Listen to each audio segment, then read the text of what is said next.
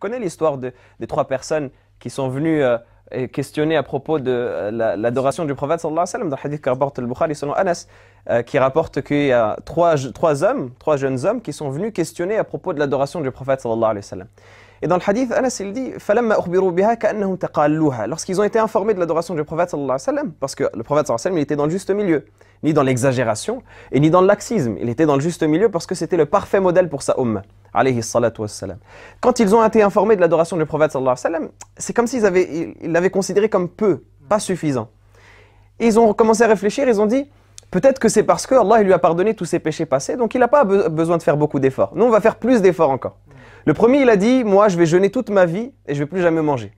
Le deuxième, il a dit, moi, je vais prier toute la nuit et je ne vais plus jamais dormir la nuit. Et le troisième, il a dit, je ne vais plus jamais me marier, je ne vais plus m'approcher des femmes, je ne vais jamais me marier. Quand le prophète sallallahu alayhi wa sallam a entendu ça, est-ce qu'il a bien réagi? Est-ce qu'il a dit, ouais, mashallah, ils ont bien appliqué, ils ont bien compris le dîn? Non, au contraire, il s'est énervé au point où, dans une version, il est cité que son visage est devenu rouge. Il les a appelés, il a dit, est-ce que antumul ladhina qultum kada wa kada? C'est vous qui avez dit ceci et cela? Il a dit, par Allah, je suis celui qui connaît le plus Allah d'entre vous et qui le craint le plus. Mais moi, je jeûne certains jours et je romps le jeûne certains autres. Je mange certains autres. Je prie une partie de la nuit et je dors une autre partie.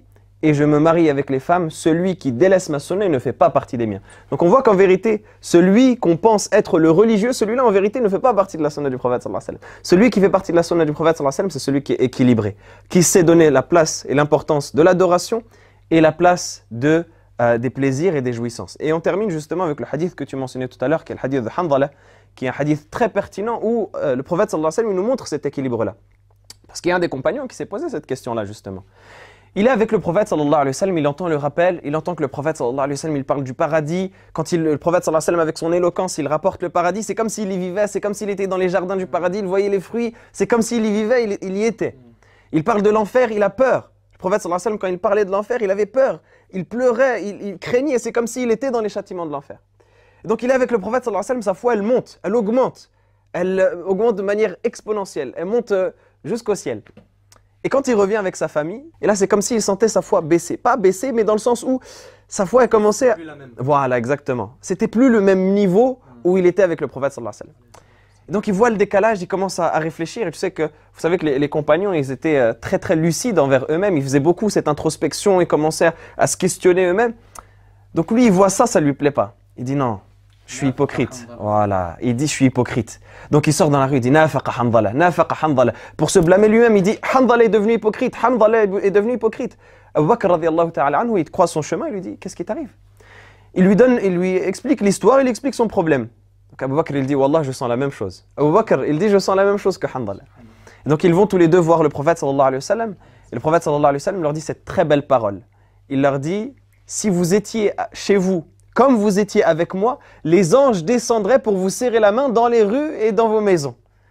Mais Allah subhanahu wa ta'ala ne nous a pas créé de cette manière-là. C'est le sous-entendu que le prophète sallallahu alayhi wa sallam dit. Donc le prophète sallallahu alayhi wa sallam dit « Walakin sa'a wa sa'a ». Il dit « Mais il y a une heure pour tout, il y a un moment pour tout.